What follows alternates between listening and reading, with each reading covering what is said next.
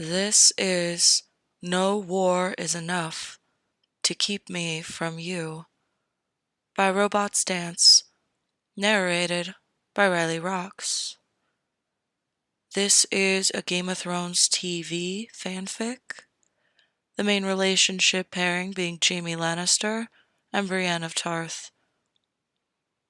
This is part 2 of the battlefield between us and the final part in this one-shot series.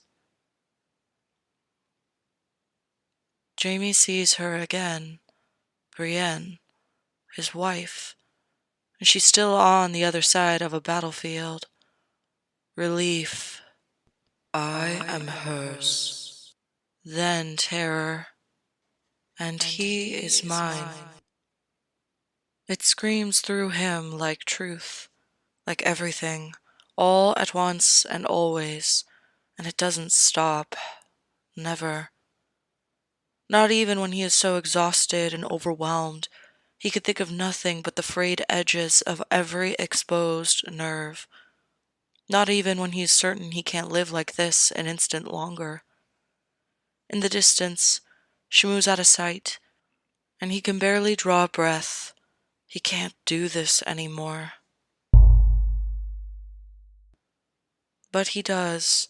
Another day, and he is here, and Brienne is there, and there's a battlefield between them. Relief. I am hers. Then terror. And he is mine. This is his life now. The war goes on, and Jaime and Brienne are married. He is Brienne's husband, and she is his wife. Because of this, things are infinitely better.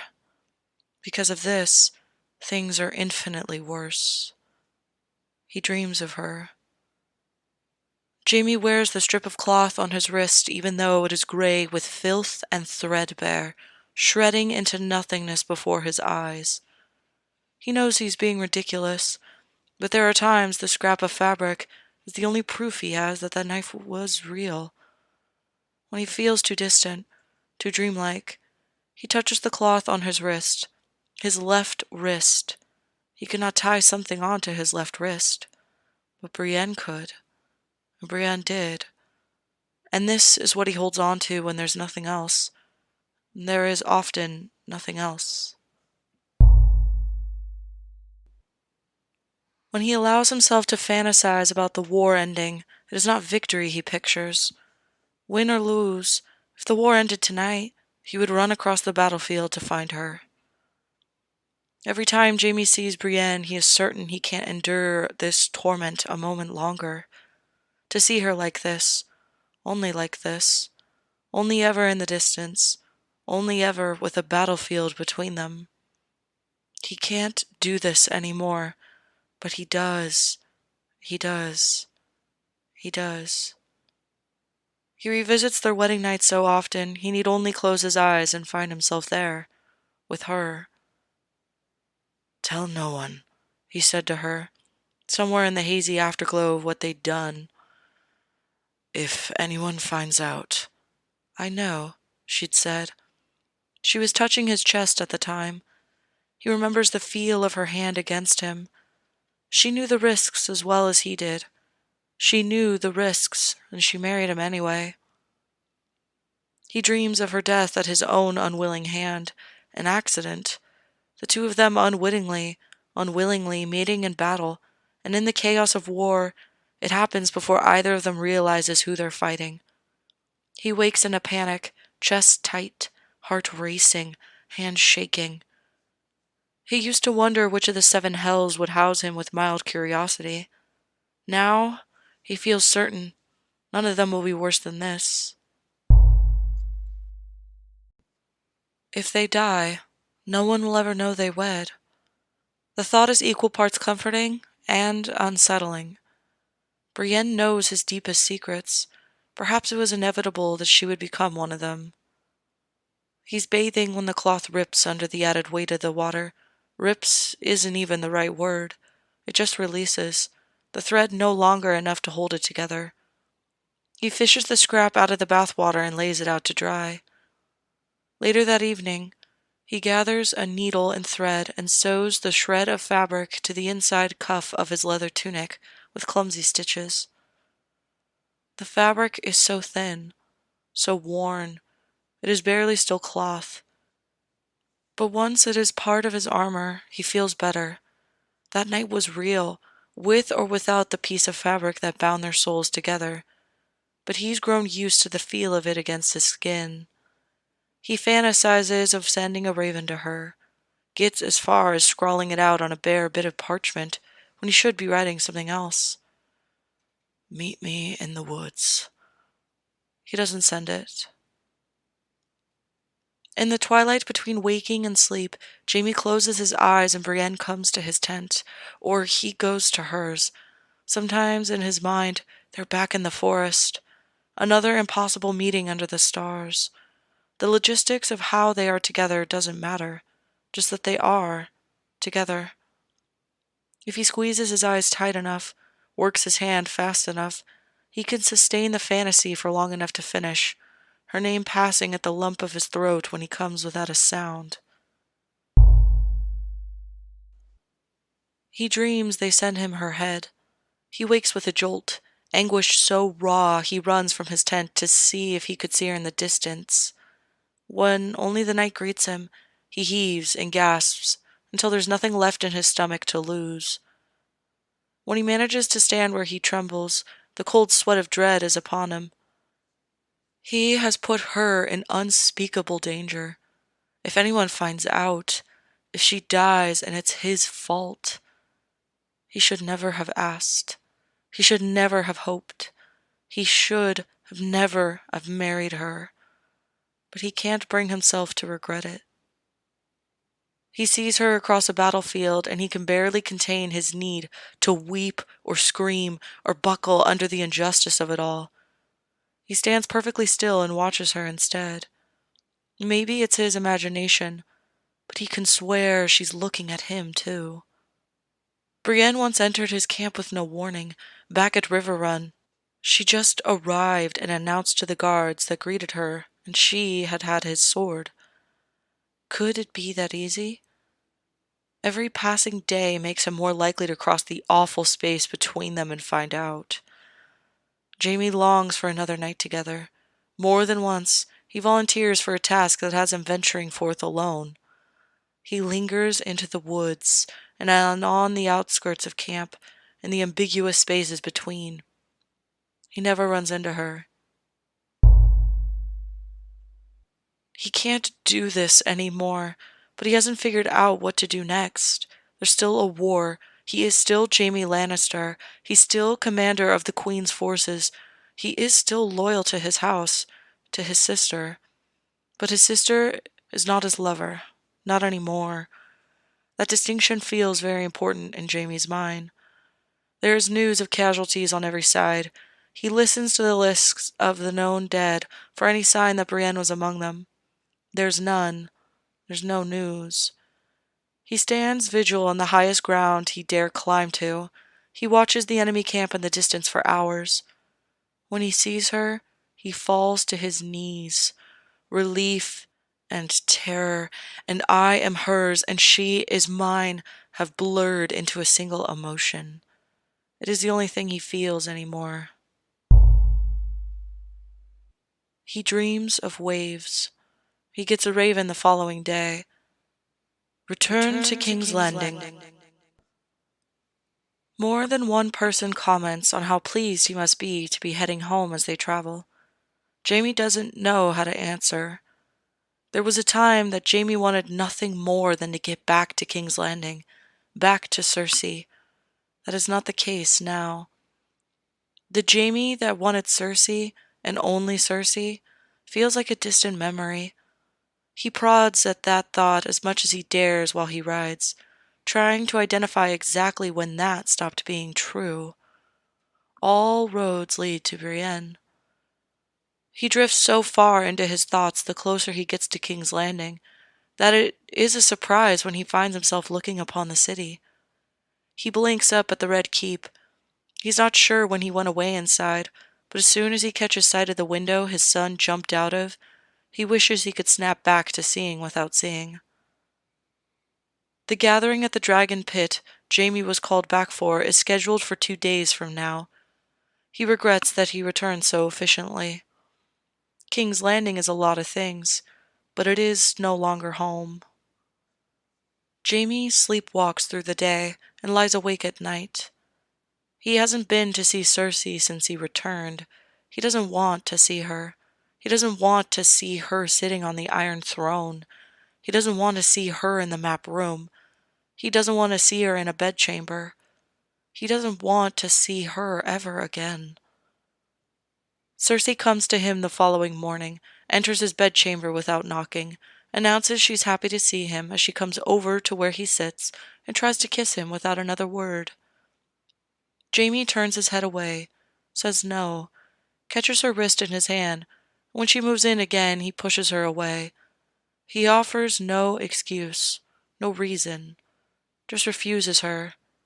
He says no again. No. Cersei is no longer happy to see him. The meeting is tomorrow and Jaime can't sleep.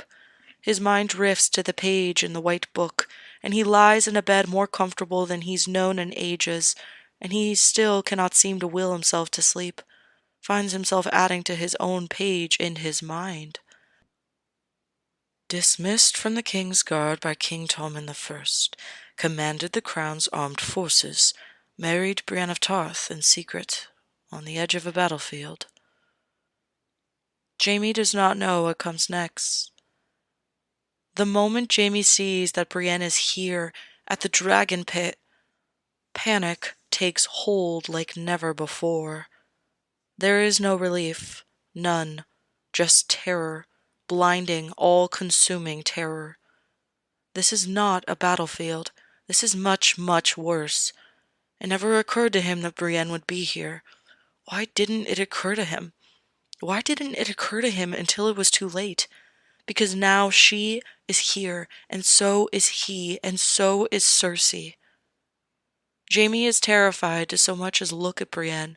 If Cersei sees, if Cersei suspects anything, if she suspects even a little, but he can't help himself. I am yours. He tries to tell Brienne in the briefest of glances. I am yours. I am yours. I am yours. Brienne looks uncomfortable, uncertain at best. I haven't touched her. Jaime wants to scream so that Brienne knows for certain, to reassure her. He's looking at her now. Too hard. Too loud. I haven't touched her since we wed, and not for a long while before that. I am yours. I am yours.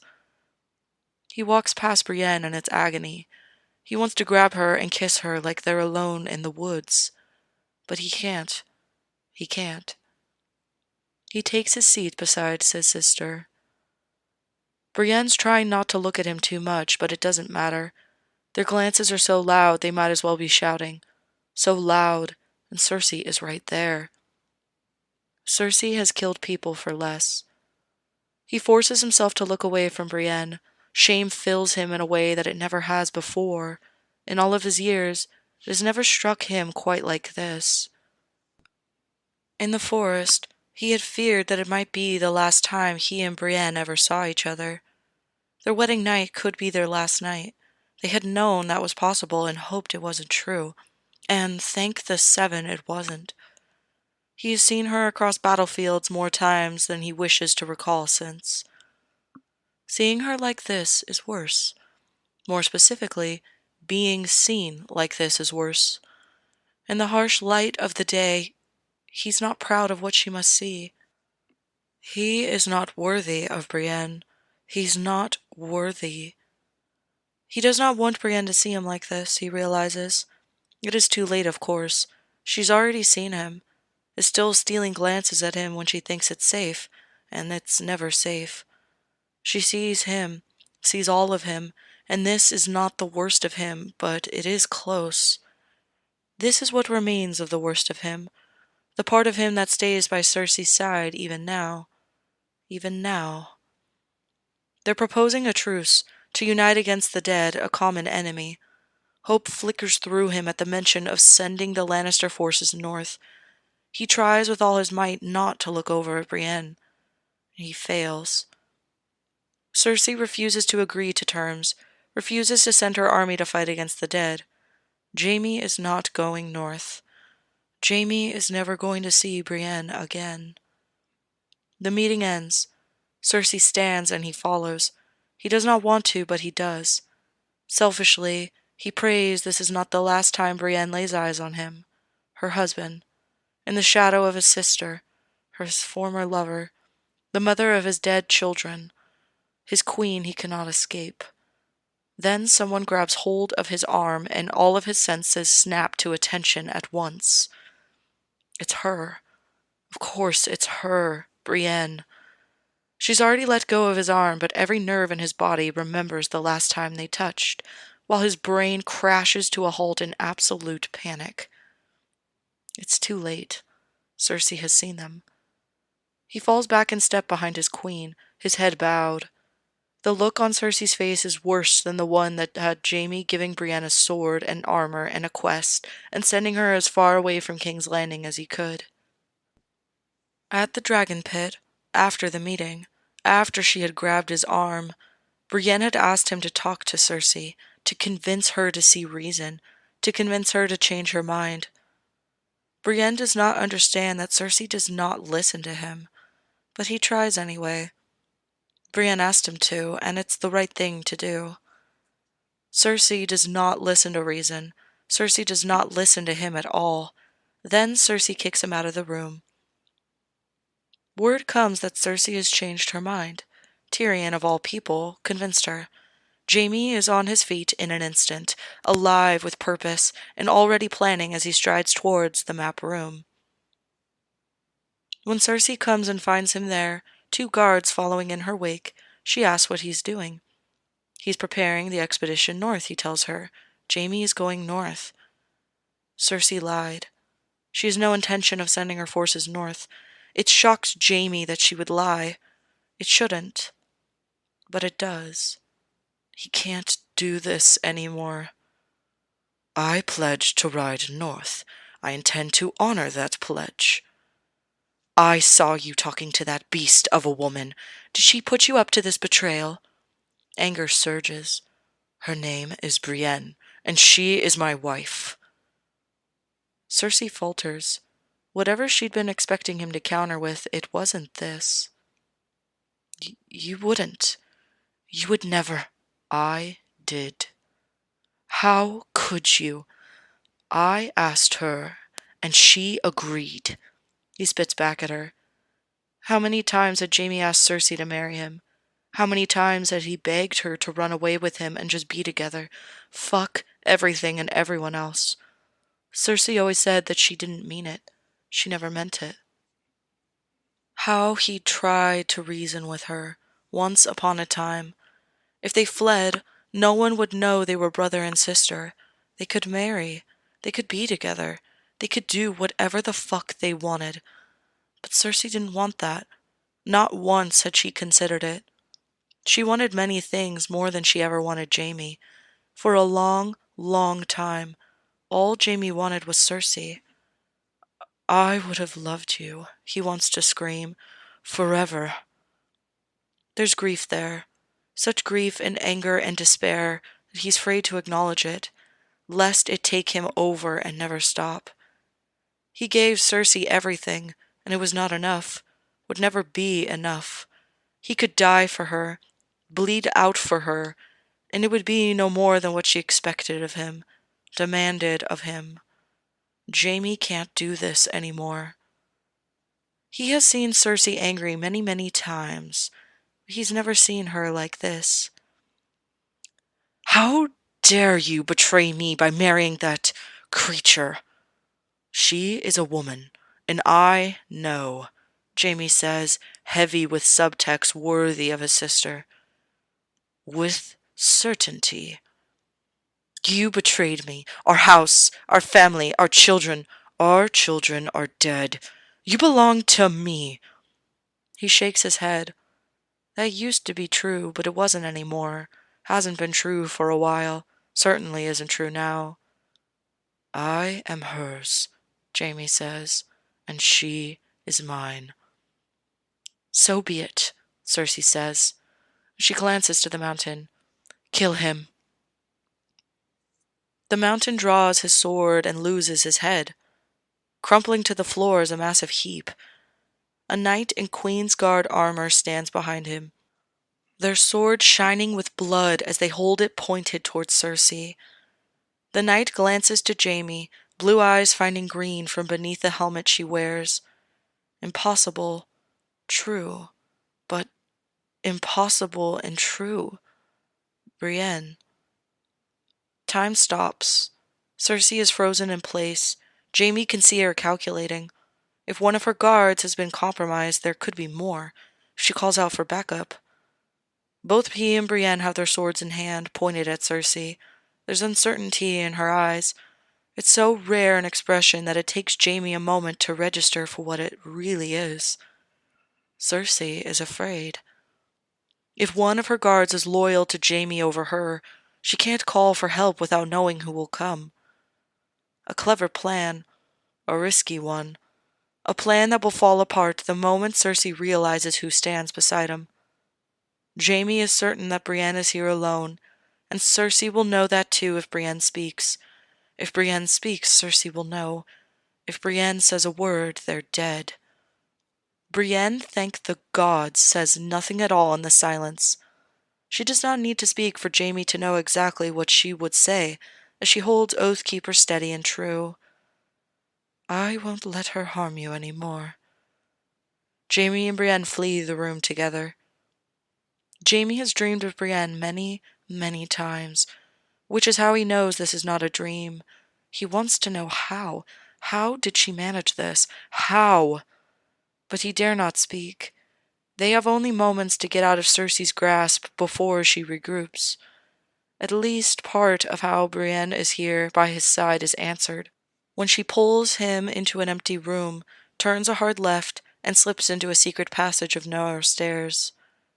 The Red Keep is full of passageways such as this, but as many of them lead to certain death as lead to anywhere useful. Brienne was in King's Landing barely any time at all. How does she know? How? Jaime breathes, unable to help himself as she turns right and ducks into a smaller branch of the passage. Podrick, she replies. Jaime never got the sense the boy had experienced doing much more than running to and from the wine cellar on Tyrion's instruction. But it seems he picked up a little more than that. And the armor? Jaime asks, still taking in the image of her golden armor, a white cloak. The idea that it is possible she's rescuing him while wearing his own former Kingsguard armor has taken hold despite the odds, and it is making his heart pound. Shh, she says, holding her hand out to still him. On the other side of the walls they can hear the telltale sounds of the alarm being raised. Brienne in a secret passageway would be amusing in any number of other situations, but she seems simply too big to navigate the narrow tunnel she has led them in. She's more than able. There is little that she cannot do. They reach the larger tunnels below and move a little faster, as fast as they dare while making as little noise as possible. She beckons him right, but he knows the fastest way is out to the left. He tells her as much in a whisper. She nods, but goes right anyway. Stashed in the far corner of a dead end is her armor. Jaime is still reeling from everything, from his confrontation with Cersei, from what Brienne has done. Brienne is already shedding bits of stolen armor as fast as she can and replacing it with her own. Brienne, you just infiltrated the Queensguard, the Red Keep itself. Saying it out loud, even in hushed tones, makes it real, but that doesn't make it any less impossible. I saw how she was looking at you in the dragon pit, Brienne replies as she does up one buckle and moves to the next without a beat of hesitation. When you looked over at me, When she saw me talking to you, she was going to kill you. I couldn't let that happen."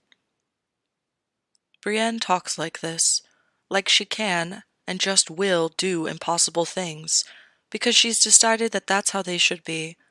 Like she has no idea that no one could find Sansa Stark, that she couldn't kill Stannis, that no one could protect him from Cersei. Brienne can. When the armor she wears is her own once again, they set off towards the way out. There are horses waiting for them, well ridden but ready. He barely has time to register the full significance of what she's just accomplished before they're riding north at full tilt.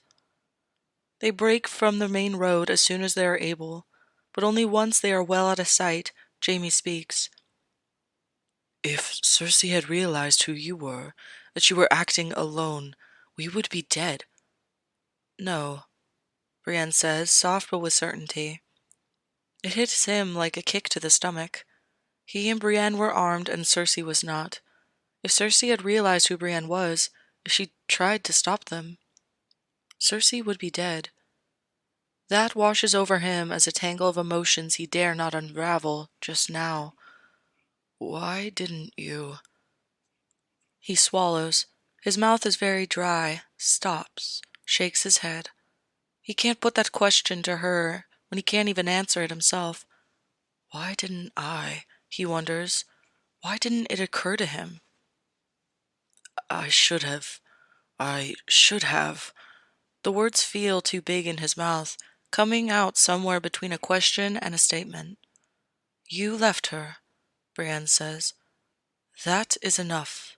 Jaime, I swear to you, that is enough." It doesn't feel like enough. But all the same, he spends the next long while wondering if leaving Cersei was all he ever needed to do.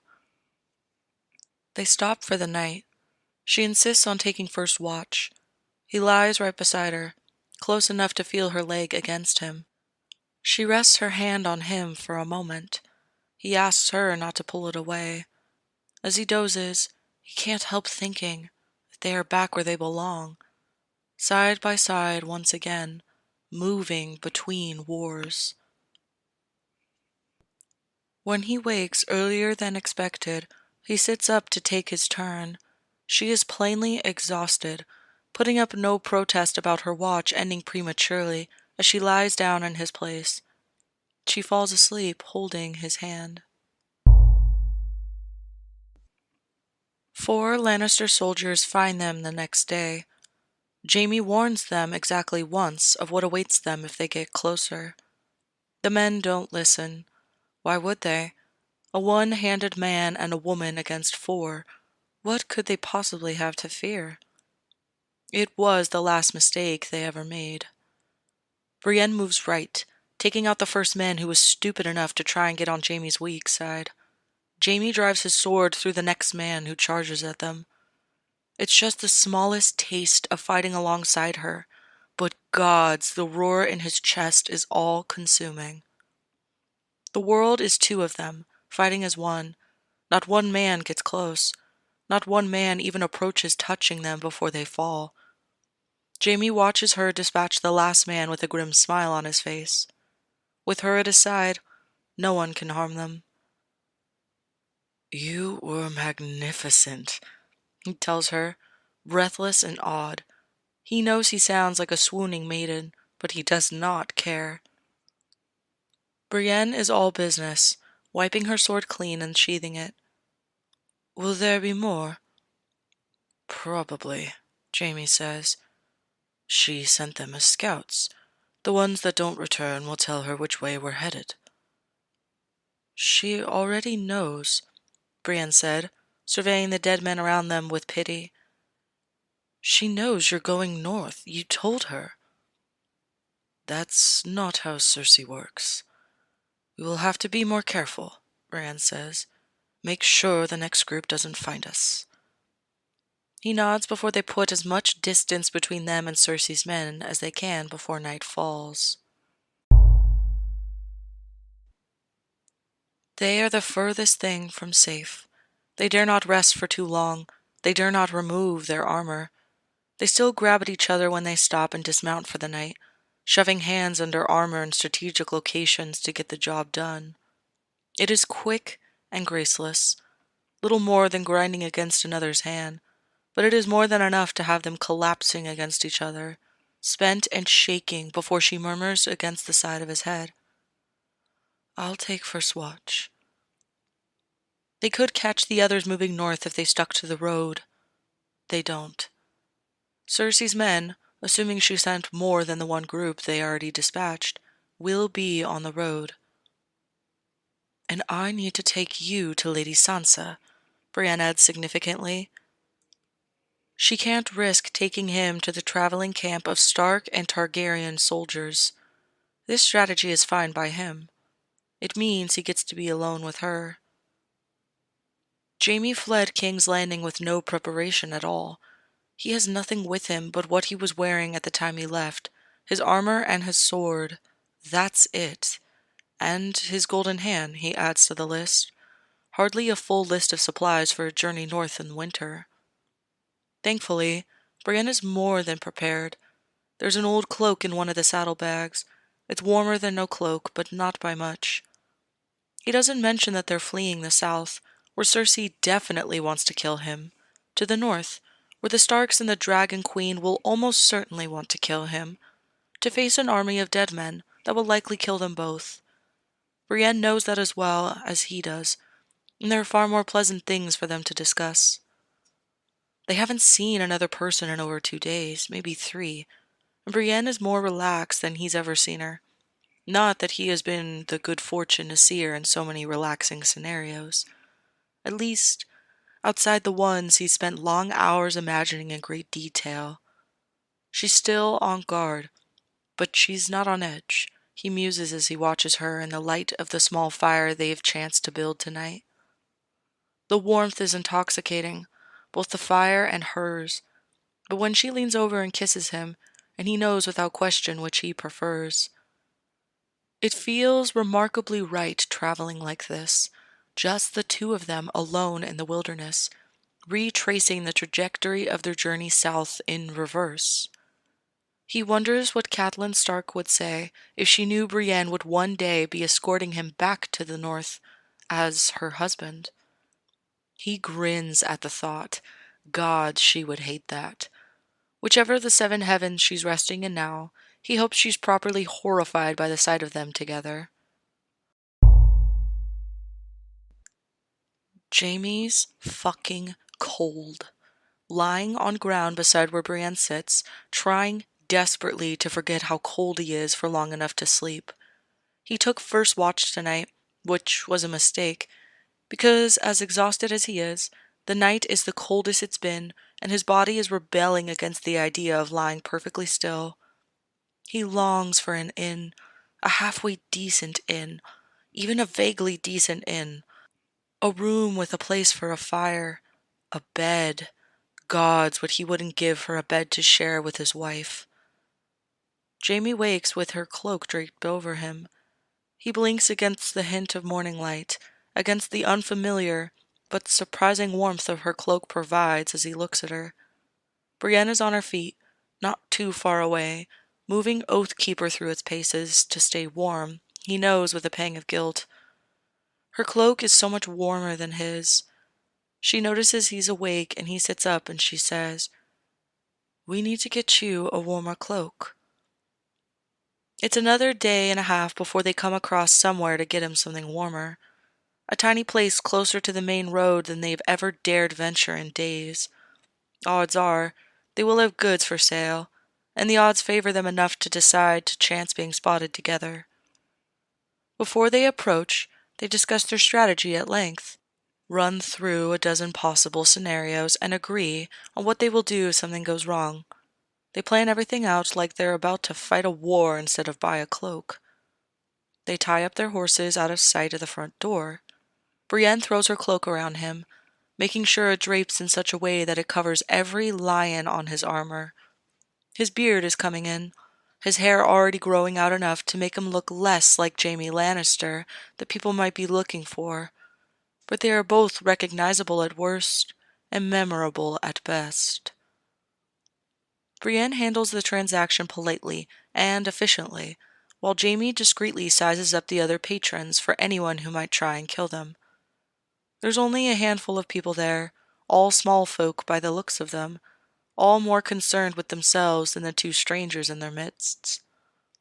Brienne declines an offer for a room for the night. It's barely midday. They have to be moving on. But the thought of a warm room with a bed in it has his thoughts traveling in pleasant directions.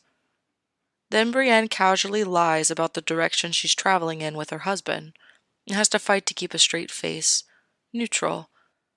Anything this side of fucking ecstatic would be a victory right now. He is her husband.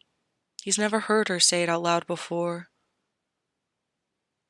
His new cloak is warm, warmer than any he's ever had reason to own before, and he's painfully grateful for it as they continue north, the temperature seeming to drop by the hour. He secretly still prefers Brienne's cloak. It's warmer, though not significantly, but much more importantly, it's Brienne's. When it's his turn to sleep that night, she takes off her cloak and holds it out to him. He would have never have asked. Her offer is unprompted and so genuine, it gives him pause, lost for words in the face of such thoughtfulness. And only after he swallowed the swell of emotion that lodged in his throat is he able to take off his own cloak and pass it to her in exchange for the one she's offering. After that, he wears his own cloak during the day and sleeps under hers every night. It helps. Jaime feels so safe when he's with her, and it is nothing at all like his father's gold or his sister's possession. It's so unfamiliar that it takes him a while to identify it, even as it surrounds them every step of their journey north. Love. It's love, as he's never known it before. Love not wrapped in duty or cruelty or legacy, just love. Snow is falling, fluttering to the ground as fluffy flakes which look too big to be real. This is a significant upturn in weather conditions. It's still frigid, but there's barely a breeze at all. After the last 2 days of sleet and constant wind, it is positively balmy. They've stopped by a river to let the horses drink and to rest. To let themselves drink and rest. The water is so cold it hurts his teeth. He can't take his eyes off Brienne. Soft sunlight is filtering through the oppressive gray cloud cover of the sky. The world seems to have had its colors muted. The white of the snow covering most everything leaves very little color left for anything else. Just the odd hazy brown of trees, the dark gray blue of the river moving quickly over stone. Brienne's eyes are brighter and bluer than anything in the world, brighter and bluer than anything in living memory. He's never liked the north, never cared for winter, but now, exactly right now, he can see the beauty in it. It's her turn to watch, and it's the middle of the night, and he's cold, tired and cold and awake. He just spent the last 4 or 5 hours holding himself upright to stay awake, to keep watch, and his body is not so quick to adjust to the sudden permission to sleep. So, he's tired and cold and awake, shifting under the familiar weight of her cloak and trying to get comfortable. "Tell me about Tarth," he asks, as he looks up at her in the darkness, and then adds, "In the summer." She rolls her eyes but indulges him, describing the sound of the waves in the meadows awash in sunlight, as he closes his eyes and drifts in the currents of her voice. In the distance, a wolf howls. He kisses her more and more often the closer they get to Winterfell. It's too cold to even think about doing anything else, but he finds every opportunity to kiss her with lingering indulgence. The way she kisses him back keeps the creeping dread at bay. He knows very well what fate might befall him when offered to the mercy of the Starks and the Dragon Queen. If these are to be his last days in this world, They are infinitely more enjoyable than he ever expected them to be.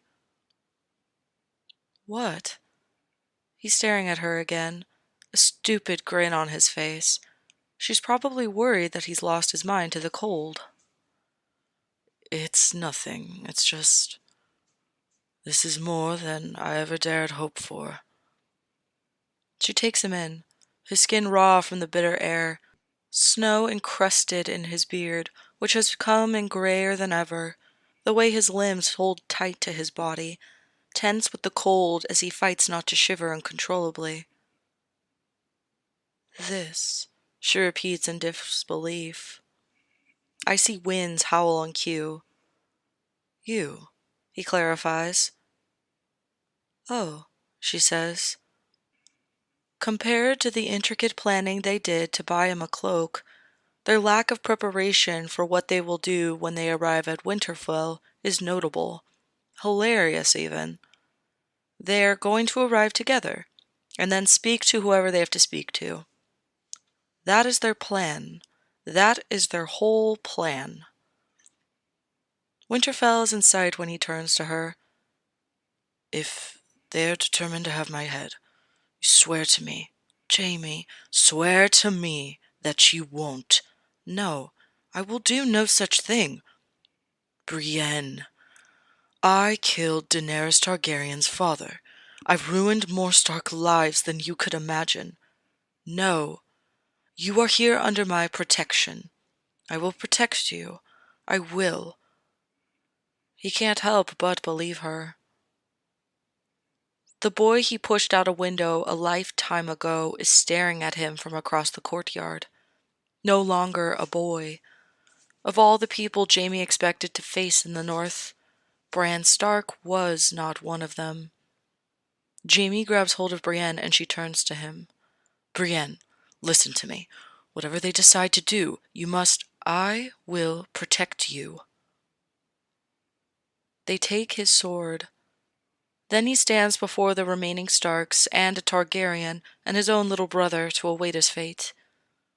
Brienne keeps her distance and holds her tongue, vouches for him only when he has to, vouches for him speaking only as a fellow sword, not as his wife.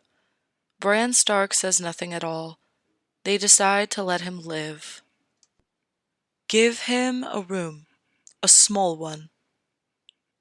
That won't be necessary, Brienne says, and Jaime turns to her to try to get her attention, to stop her, to formulate a plan.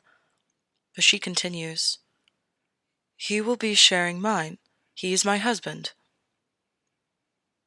He fights to keep his conflicting reactions to her declaration contained. Fear for her safety is front and foremost. But somewhere a little further back is the undeniable amusement at the collection of shocked expressions facing them now. I beg your pardon. Joy is not the emotion Lady of Winterfell is trying to suppress. He is my husband, Brienne repeats, calm and clear and honest. He will be staying in my room with me. A word of private, Lady Brienne? Tyrion is at his side a moment later. It seems congratulations are in order. Jaime is still looking at the door Brienne just followed Sansa through, feeling like he should try to follow. Even if he is stopped, it feels important to try. Brienne vouched for him. Surely he must... He catches the eye of the youngest Stark, sitting in his chair, watching him with an impassive look that Jaime understands. Jaime has a different Stark to answer to. Brienne finds him a while later, where he stands on one of the outer walls of Winterfell, looking out across the wilderness without taking in any of the scenery, his conversation with Bran still heavy in his mind. You must be freezing, she comments, and he realizes that she's right. He does not know how much time has passed since he spoke with Bran, the boy he pushed out a window, now a man, now something more than a man. Neither of them same as they were in that moment. The tracks he and Brienne made as they approached Winterfell are gone, covered in a fresh blanket of snow. She touches his arm, and he follows where she leads. He becomes more present as they walk, though he's not paying attention to the path they take. He is, however, paying attention to her. Her face is deliberately neutral, and he is hesitant to ask her how her conversation with Sansa went while they're walking in public. She opens a door, and he walks through, turns to watch her as she follows him inside and closes the door behind her. "What did you tell her?" he asks, needing to know if there's a version of the story he must uphold to protect her. "The truth.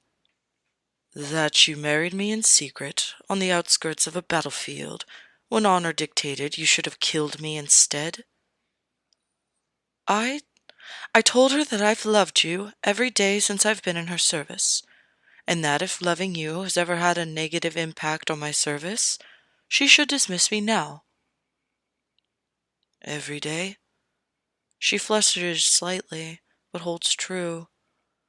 Every day, and many before that. Did she dismiss you? No. It dawns on Jaime then, where Brienne has led him. This is our room? This is our room. So, bed, then a bath, then bed again. When Jaime wakes up as Brienne is getting dressed in the morning, he's uncertain what he should do, immediately, but also for the rest of the day. Brienne has duties. She has to see to Lady Sansa. She is already halfway in her armor and looking like someone who would stop the stranger himself single-handedly if they dare try and harm the Stark girls. Jaime is very aware that at the moment he is a little more than a sleep-tussled, one-handed man lounging naked in a warm bed. Brienne also seems very aware of this fact, because there's color creeping into her face, though she's trying to pretend that she isn't affected by the sight of him and her bed. Their bed. He stretches, maybe a tad more luxuriously than he would have without an audience, and grins up at her. "There's a strategy meeting this afternoon," she tells him. "They will want you there." They will. She is infinitely more certain of this than he is, but he agrees that he would be of use in such a meeting. "And there will be food in the—" She trails off. "I know," he says. He's been to Winterfell before, though under much less favorable circumstances than these. She's flustered, blinking and pointedly looking away from him for a moment before her gaze slides back over him. He may have let the blanket slip a little further down his torso while she was looking away. "I'm nearly late," she says, looking like she regrets having to leave him in this state. "There's fresh clothing over there, and Podrick will help you with your armor when you're ready." "Thank you." She nods once, and it is strangely formal. Her more guarded self is back in place and ready to face the day. But then, she leans down and kisses him goodbye with such tenderness. He has to reach out and touch the armor on her body to savor the perfect complexity that is Brienne.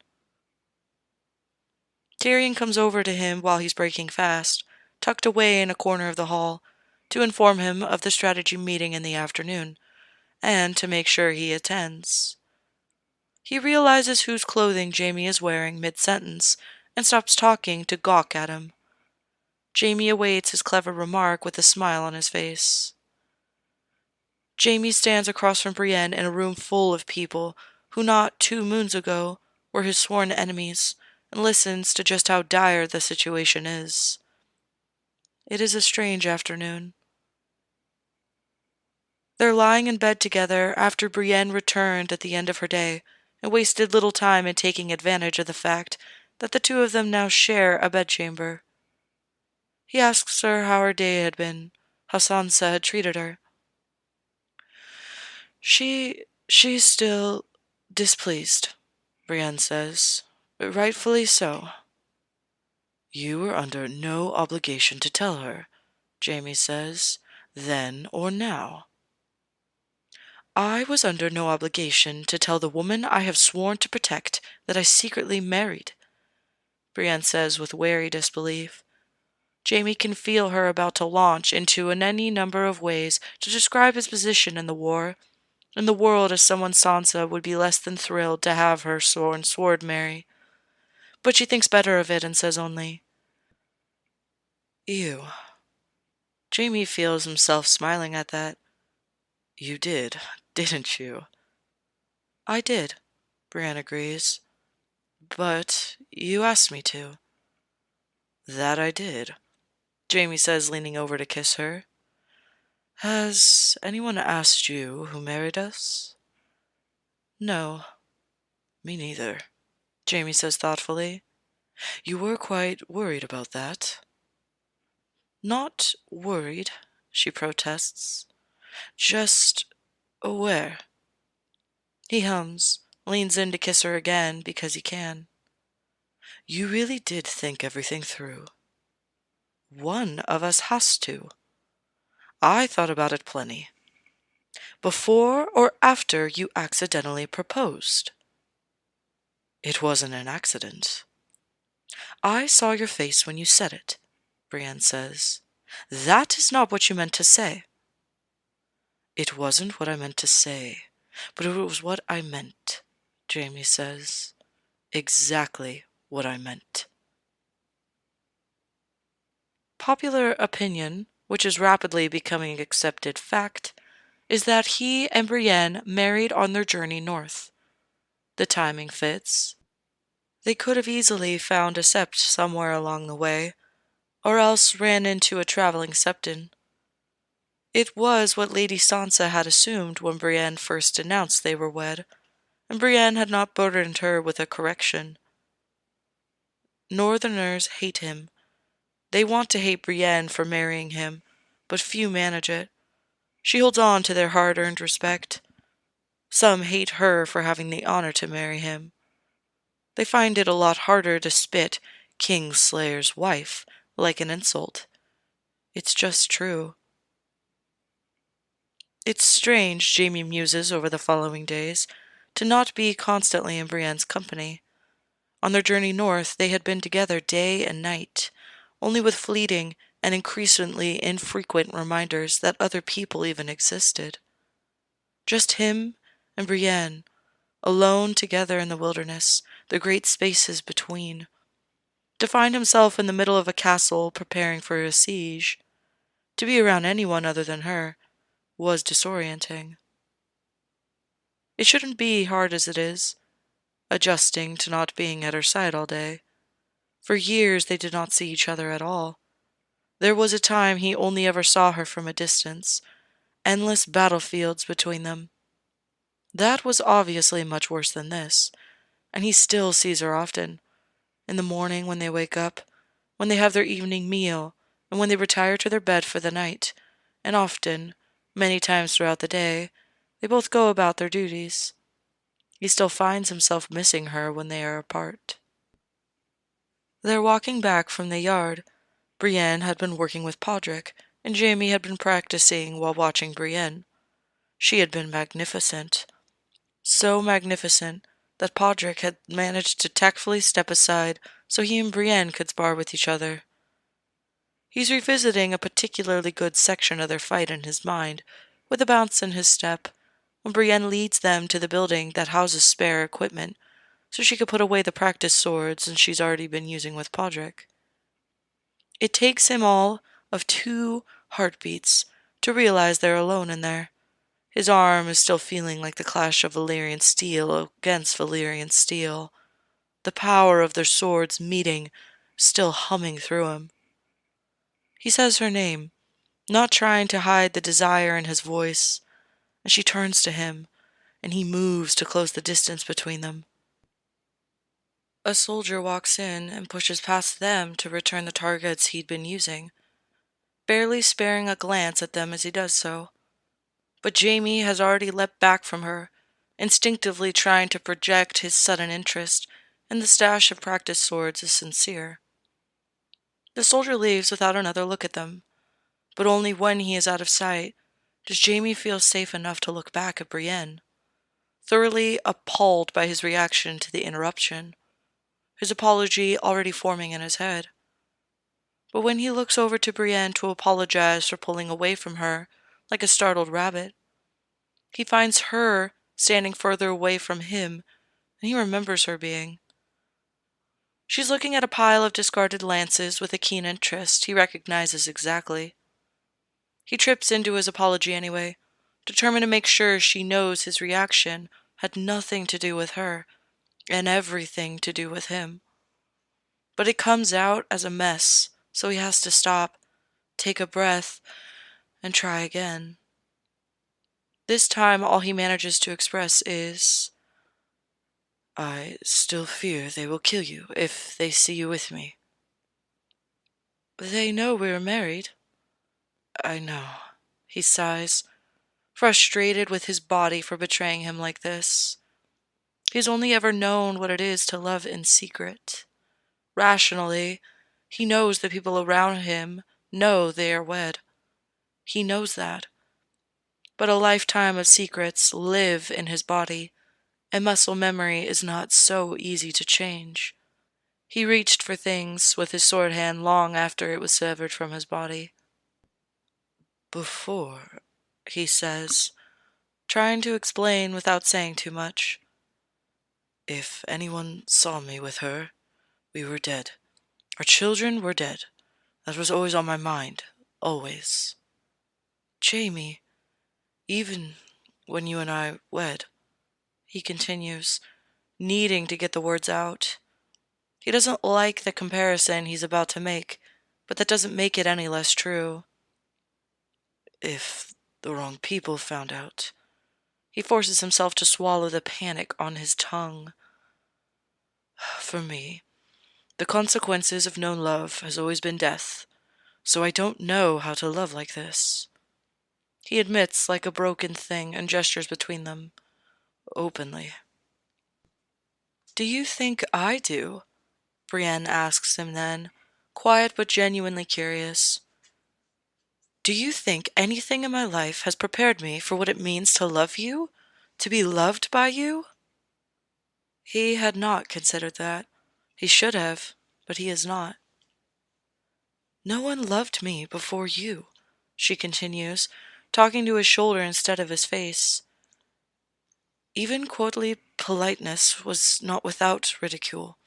Everywhere I went it was the same jokes, the same insults. There were wagers." Jaime has heard of the wagers she had to endure, but is even more horrified by them now.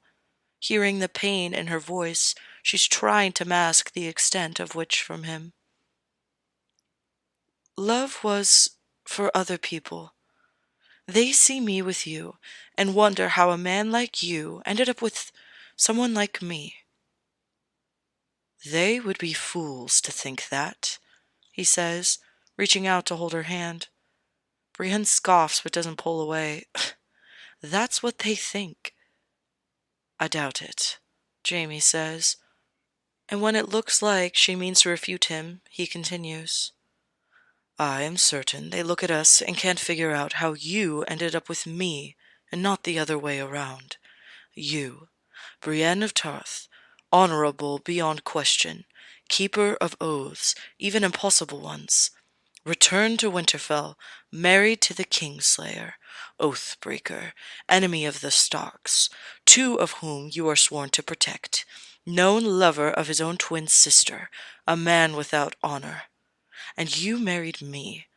They see us together and wonder why you would dishonor yourself with me." "They have no idea," Brienne says quietly. "They have no idea."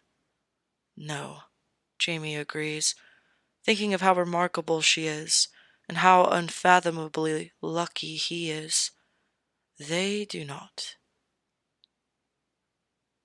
They aren't any good at acting like a married couple around others, but they are excelling at being a married couple when they are alone.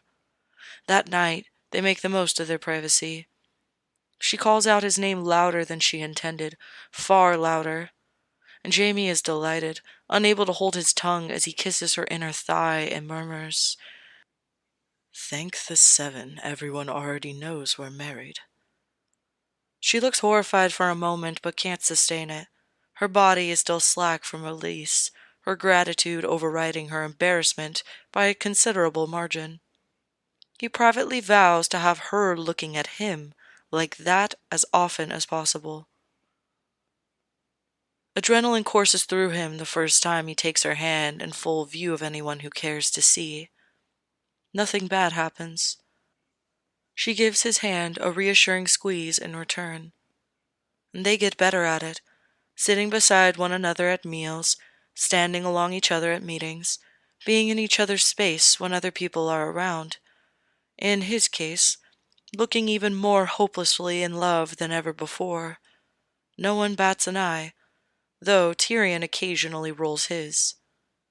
It becomes routine, loving her, being known as her husband, sharing a room and a bed and all. They train together as often as they can, usually right after strategy meetings, having to stand still and talk and think of all the ways they're likely to die. It makes Jaime need to move. So they move. Out in the yard, they make each other better, push each other harder, knock each other down and help each other back up, over and over. They train until they know each other's style as well as they know their own. They train so that when the time comes to fight back to back, they will do so, knowing how the other moves without thought. In the strategy room, he's almost certain that they will die. Here in the yard, with swords in their hands, it's easier to imagine that, just maybe, they will find a way to live. Brienne gets up after their morning meal to see to Sansa, and Jaime watches her until she's out of sight. Then, when he turns back to Tyrion, who's seated across from him, his brother is looking at him intently. "What?" Jaime asks. "I'm missing something," Tyrion says. "You and your wife still look at each other like you share a secret. But everyone knows. Everyone in the whole castle knows." He gestures to the folks around them. The wildling with the bright red hair is watching Jaime, looking particularly put out. "I can't figure out what it is. You are married, aren't you?" "Oh, yes," Jaime says seriously. "Absolutely." "She's not with child already, is she?" "No." They have been careful. As much as Jaime wishes the impending war didn't mean they had to be. "So, what is it?" Tyrion ponders. A little while later, Tyrion delicately inquires about the specifics of the happy occasion. Jaime grins. He neither confirms nor denies a place, a time. And all of the sudden his brother understands that the secret between he and Brienne is when. Tyrion does not ask Jaime about his wedding directly again, but he must be asking around, because over the next few days there's increased speculation about when Jaime and Brienne got married that wasn't there before. There are already a handful of popular theories. They married at Harrenhal, either the night before the incident in the bear pit or else right after. They married in King's Landing, after Jaime was returned. They married on any number of the days they were alone together that no one could track, either traveling south all those years ago, or else as they moved north. They were married at River Run is a popular theory, though Podrick quietly disproves that one to those who will listen. Podrick himself is far from certain when they wed, but he knows it wasn't at River Run. It is obvious he puzzles over whether it was before or after. Only once does Jaime overhear someone suggest that they actually married after they arrived at Winterfell. The young man was shot down before he could finish his sentence. Brienne says they were married by the time they arrived, so they were married by the time they arrived. She had no reason to lie about when she announced they were wed, and in fact, had many reasons to lie, but she had told the truth.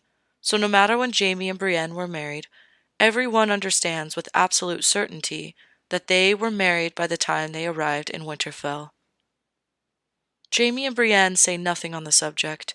Few are bold enough to ask directly, and those who do get no helpful answers in return. "Ah, it was a lovely night," Jaime offers after a young squire asks him in the yard. "Wouldn't you say?" A little ways away, Brienne knocks down the person she's instructing.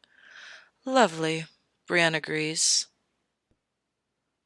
"I heard a new one today," Jaime says as they were getting ready for bed. He's already taken off the tunic he wore all day and pulled on an old one of Brienne's to sleep in, and is taking off his boots as he sits on the edge of their bed. "If it's the one where you snuck a septon into the dragon pit, I heard it yesterday," Brienne mumbles against the pillow. Jaime grins. He hadn't heard that one yet. It's still not as far-fetched as the one he did hear, though. "Apparently, we were married by Lady Catelyn herself the night she sent us south." Brienne lifts her head from the pillow, as if questioning if she heard him right. "She loathed you," she says, half asleep and genuinely confused by the suggestion. It's so endearing, Jaime can barely stand it. Then she says, "And so did I. I loved you from the start." Brienne snorts at that declaration, no doubt remembering their first few weeks together.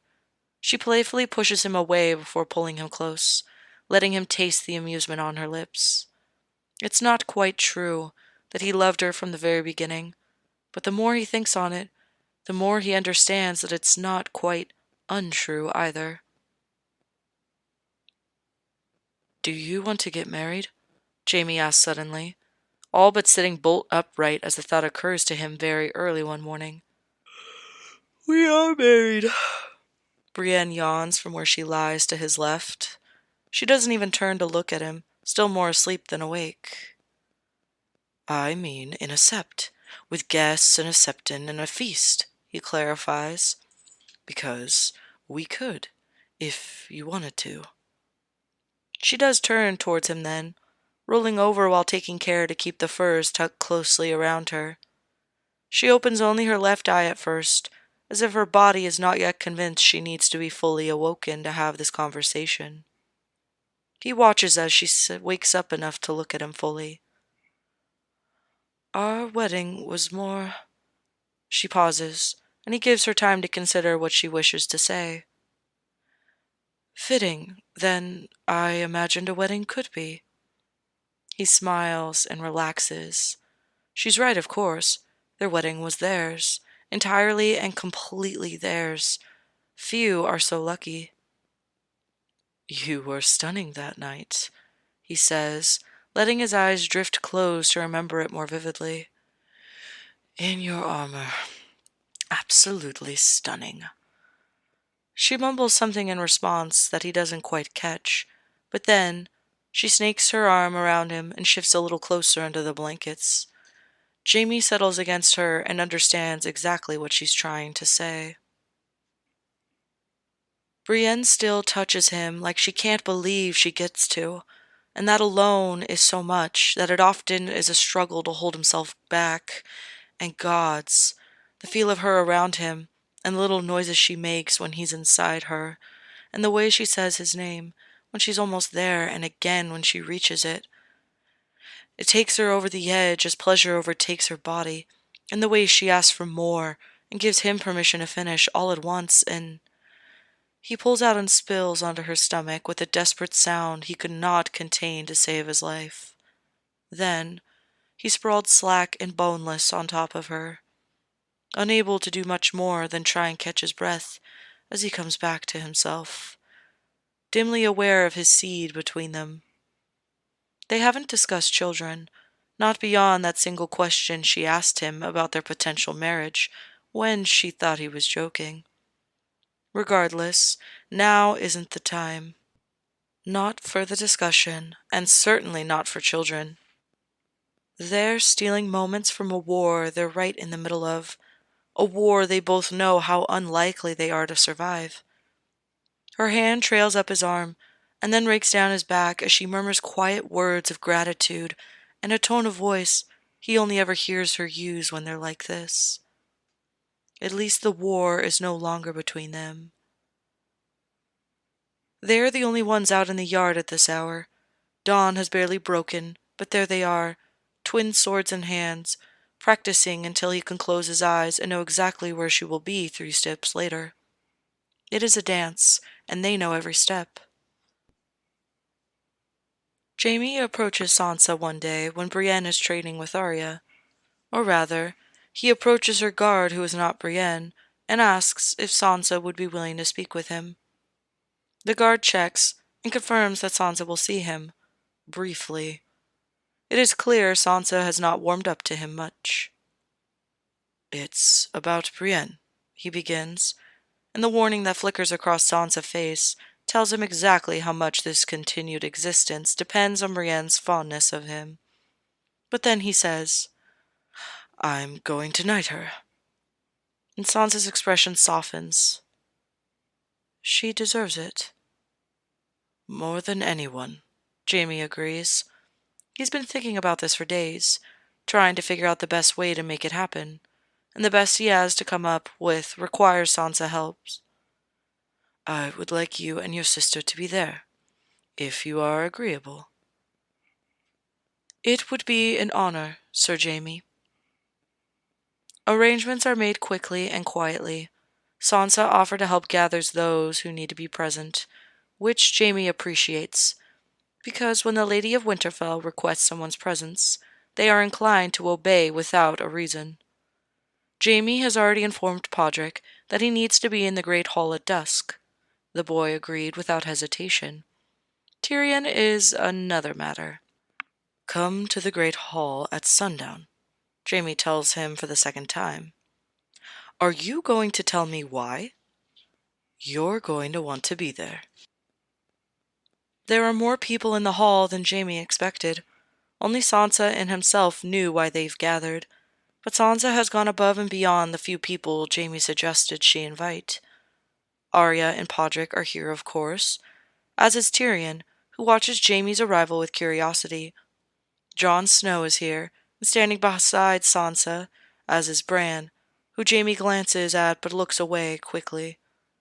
The rest of the people Jaime recognizes from the yard, from the council meetings he's been attending, and from Winterfell at large. Brienne enters the hall asking Lady Sansa what she needs. Jaime is grateful Sansa agreed to summon her. It's so simple a thing, that meant he didn't have to come up with any sort of reason to bring her here. Sansa welcomes Brienne, and then steps aside to give Brienne an unobstructed view of where Jaime stands, in the middle of the room, framed by their guests, standing in 2 rows on either side of him. There are questions in Brienne's eyes. Jaime can see her silently asking them. She said she didn't want another wedding, so she knows it's not that, but everyone in the room is here for a reason. For her. Jaime draws out his sword. "Lady Brienne, kneel." Now she understands. Brienne looks afraid in the worst way, like she can't help but assume this is a cruel joke. But it's not.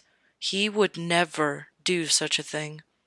And if he did, every single person in this room would kill him for it in a heartbeat. Arya would get there first, but it would be a close race. Tormund would definitely put in a good showing. Jaime watches Brienne process this, watches her come to understanding that this is real, that this is for her. Her eyes are shining, and she hasn't looked away from him once since he drew his sword. He nods slightly. She kneels, and when she rises, she does so as a knight. It's the sound of Tyrion announcing her as Sir Brienne of Tarth for the first time, and the applause that follows breaks the spell between them. From the moment she knelt before him until she turned to smile at the people cheering for her, the entire world was just the 2 of them. He'd wanted witnesses for her. She deserved them. But in that moment, his sword steady in his left hand, tapping her shoulders in turn, saying the words with the weight he'd felt in his voice only once before. There was no one else in existence. Just the two of them. Knights of the Seven Kingdoms. Jaime sheathes his swords and stands back to watch Brienne receive her congratulations. They're all so happy for her, so proud of her, and she was knighted here in the halls of Winterfell, in the presence of the two Stark children she was sworn to protect. Brienne deserves it. I don't know how to thank you, she admits to him afterwards, much later when they're alone in their room. His heart breaks as she feels the need to thank him for doing what any halfway decent knight should have done years ago. You don't need to, Jaime insists. There is no one more deserving of a knighthood than you. No one. I never thought, Brienne falters, unable to look at him and get her thoughts into words at the same time. I didn't dare hope it was possible. That night, they lie in their bed and she tells him stories about her past that he's never heard before. Stories that come out slightly jumbled and unpracticed, like she's never told them to anyone before. And later, when she starts undressing him, he can't help himself. I've never slept with a knight before.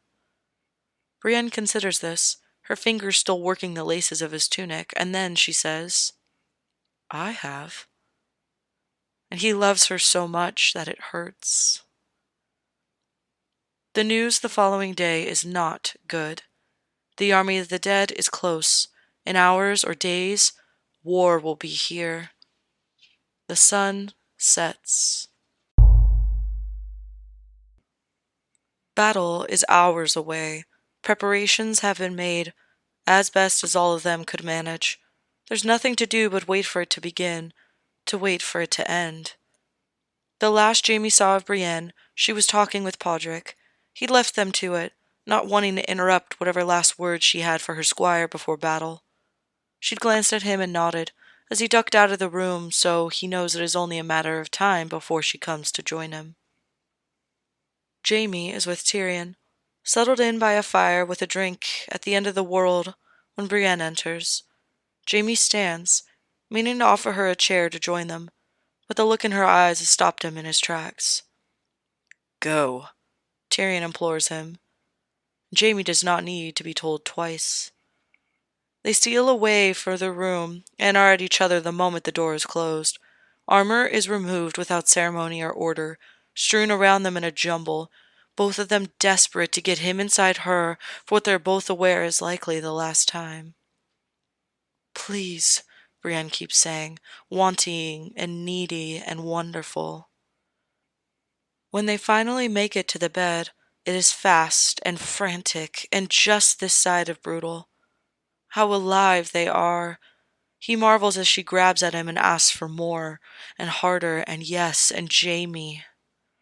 Brienne, he answers, as he pounds into her, and gives exactly what she asks for, draws pleasure from her as she arches up against him and calls out his name with abandon. Afterwards, there's still time. Somehow they've still got time. The second time, the last time, is so soft and so slow. The time itself seems to release its hold on them. His chest against hers, skin to skin, her hands touching him everywhere she can reach, as they move together as one heart, one flesh, one soul. They all but sob from the magnitude of it. Jaime and Brienne stand shoulder to shoulder on the walls of Winterfell, waiting for it to begin. There is a battlefield in front of them, and relief and terror, and I am hers and she is mine are still there. But it's different. Different because Brienne is here beside him. Different because the battlefield is no longer between them. Even facing impossible odds of survival, Jaime infinitely prefers this. The night is already unnaturally dark and unnaturally long. As they wait, Jaime remembers the other night he longed for exactly this, when he begged the stars to linger, to give him just a little longer with Brienne at his side. Their wedding night. Perhaps she's thinking of it too, because when he glances over at her from where she stands to his right, she is looking over at him, a gentle expression on her face. Battle is moments away, certain death not far behind, but when he dies, he will die beside her. He's not sure which of them moves in first, but it doesn't matter, because they're kissing, and thank the seven for it, because he would regret it forever if they didn't. And it's inappropriate, and he doesn't give a fuck. Not one fucking care in the world. He and his wife and everyone in this castle are going to die, and he is going to kiss her one last time while they're both still breathing. Brienne breaks the kiss but stays close. So very close. Speaks to him the way she did once in a forest clearing, back when they were the only two people in the world as the sun rose. Stay with me. It's a command and a promise and a plea, a purpose. He nods. Until the end of my days. The dead attack, and Jaime and Brienne fight, back to back, side by side.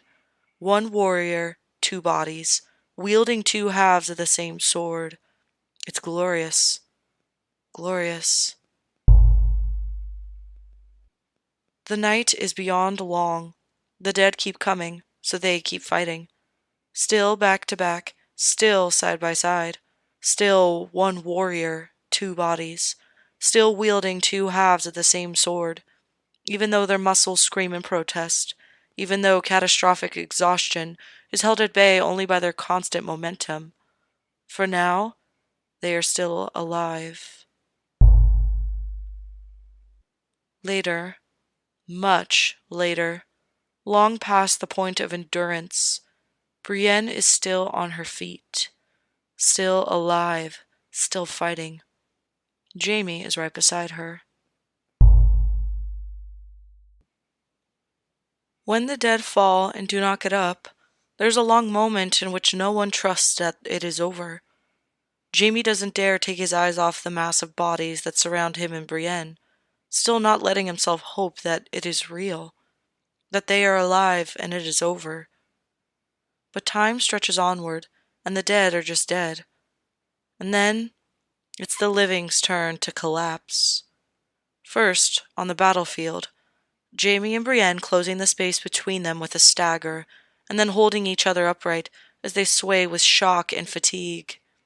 And once again, they've dragged themselves back to their room and can think of nothing but sleep, dropping face first on the mattress in tandem. When they wake, they will cling to each other and weep with unfiltered relief that they both still are alive. Fuck fast and slow and hard and soft and everything in between. Astounded to have the opportunity. Put on clothes that are not suits of armor, only to remove them and start the process all over again. But for now, they sleep. The sun rises. The war against the dead is over, but there is much to do, less for them than for others. Those moving south have precious little time to rest. Jaime and Brienne are not among them, so they busy themselves putting Winterfell back together. Word from King's Landing arrives. Cersei is going to lose the war. Come at once, the news seems to whisper, Cersei's voice in his head. It's time to die, brother. But Brienne's voice is there too, speaking the same words that kept him on his feet, and fighting, and keeping her from harm as she did the same through the long night. Stay with me. It's so easy a choice to make that Jaime doesn't register if it is a choice at all. Far in the south, Cersei dies, alone, and in the north, Jaime lives. It is strange, especially at first, to know that Cersei is dead. His whole life was Cersei's after all. His whole life was Cersei's until he met Brienne. He does not know what he's feeling, just that it is less, far less than he thought it would be. Cersei is dead, and the war is over, and for the first time in a long time, Jaime has time to think, to process. There's simply not enough to keep his mind from starting to parse through everything he's tried to bury. He tries to keep himself busy, especially when Brienne is otherwise occupied, putting in long days of helping wherever he can, preferably something physical, something to wear him out by the end of the day. When he can't find something to do, he finds himself alone. Today, he's sitting on the floor of an empty guest room, his back against the bed. He has no recollection of how he got here, or how long he's been staring vacantly at the fire in the fireplace that he must have started when he arrived. A knock, and the door creaks open and he looks up. If you want to be alone right now, I'll go, but you don't need to hide from me, Brienne says, soft but straightforward. I know who I married. He wants to laugh, but he can't. Can't do anything more than wordlessly nod, his gaze back on the fire. Do you want me to leave? He shakes his head no. She sits down on the floor beside him, is quiet with him for a while, and then says, You're allowed to mourn what you've lost. And she's giving him permission to grieve, for Cersei of all people. Another unthinkable kindness. He has no idea what to say in the face of such understanding. I'm not sure the Cersei I loved ever really existed, he says after a stretch of silence. What do I have the right to mourn? Everything, Brienne says without hesitation. Everything that haunts you. He thinks of his son, gasping and clutching at his throat. He thinks of his daughter dying in his arms. He thinks of his son, jumping from a window. Joffrey was cruel, crueler than Cersei with none of her cunning. But Myrcella and Tommen were good. They were decent and kind, and they did not deserve what happened to them. They did not deserve what Jaime could not protect them from. His children, the children he loved but barely knew, the children he sired but never fathered. Did he give them to Cersei, or did she take them from him? And what difference could the distinction make now? Their children are dead and buried. It is too late. The children, he says, his voice sounding nothing at all like his own. Cersei, she never let me hold them. It sounds monstrous spoken aloud like that. He feels her pity in the way that she touches his arm, like what he said was something anguishing and not just a fact of his life, the price he had to pay for their safety, not that it was enough. Never? Brienne repeats quietly. She's not questioning him, just acknowledging what he said, like the possibility it had never occurred to her. Never is a horrible answer. To never hold one's children is a terrible thing, but somehow the truth is even worse. Jaime can barely make himself say it. Once. He has never spoken of what Myrcella and he talked about right before she died.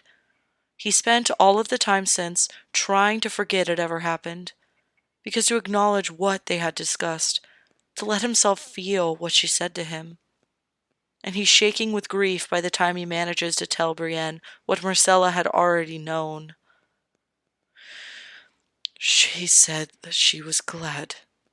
The words are like shards of glass tearing through his throat, and he forces them out. That I was her. And he can no longer speak, and Brienne holds him while he sobs. They watch Sansa Stark be crowned Queen of the North. You did that, you know, Jaime whispers to her afterwards. She's queen because of you. Brienne brushes the remark aside, but that doesn't make it any less true. The wars are over, but there is much to do. For the first time since he's known Brienne, there's time to think and talk about what they want. For the first time since he's known Brienne, There's time to breathe. So Jaime breathes. And for maybe the first time in his life, Jaime breathes. The first hints of spring have come before they once again find themselves traveling south together, another lady of Winterfell sending them on their way. They stop at an inn for the night, and in a few days they will be on a ship, sailing for Tarth. But for now, they are in a corner of an unremarkable inn, just two more travelers sipping ale after their meal before they turn in. The place is quite full tonight. People from all over crowded around tables, taking in food and drink and each other's company. There's a growing group in the opposite corner that keeps breaking out into song. Jaime is lost in thought, the noise of the place blending together and fading out of focus. He registers the shift in tone from the table of revelers as they switch from an old war song to a slower ballad he does not know. He's thinking of Brienne, of them, of what they survived, of where they are and where they've been and where they're going, of how he's still half afraid that he will be ripped from this life and be put to death for daring to find happiness. He's thinking of the child they are now officially trying to have. "Do you hear that?" Brienne says as she touches his arm, jars him from his musings on how impossibly lucky he is. "I think they're singing about us." Jaime tunes into the noise around him and listens to the low-toned voice coming from over the corner. "They rode to the north together at last, to fight for the living, their honor steadfast. But he was a foe of the wolves and the north, so to keep him alive she had to let it be known that they married in secret, though the war drew a line. But the words they had spoken, I am his and he is mine. And the North was not happy that the sword loved who she did. But at the end of the day, they let them both live. No one knows when they married, not a soul knows where. Some claimed it happened right over there, and they could have been married for a year or a moon. But if you ask me, they married not a moment too soon. For their souls they were bound long before words were spoken. And once they were married, they could not be broken. They fought like the warrior come to life as two souls.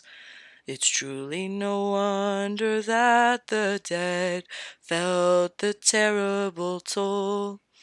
And the living, how they marveled, not even the gods dared to offend. And the wars of the land somehow came to an end. 'Cause they married in secret when a war drew a line. But the words they had spoken, I am hers and she is mine. Jaime looks over at Brienne, utterly beside himself with delight. What did I miss? How did the beginning go? I wasn't paying attention, she says with a neutrality he doesn't quite believe. There was a verse about the bear in there somewhere. I should hope so, Jaime says, loving her, loving every moment of this. Sing it for me. I will not. Why? Brienne turns her head slightly away from him. I don't remember it. And he's so amused he can't help but tease her a little. Liar. She turns back to him, tilting her chin and watching him. You doubt me? He leans in a bit closer, softens into her space as he smiles. Not for a moment. It's too loud to hear the little hum of acknowledgement she makes at that, but he can see it in her body language, and he's enjoying this too much to let her get away from this that easily. So he turns to the group, which is now singing a rowdy drinking song at full volume with a thoughtful look. Perhaps I'll ask them to sing it again.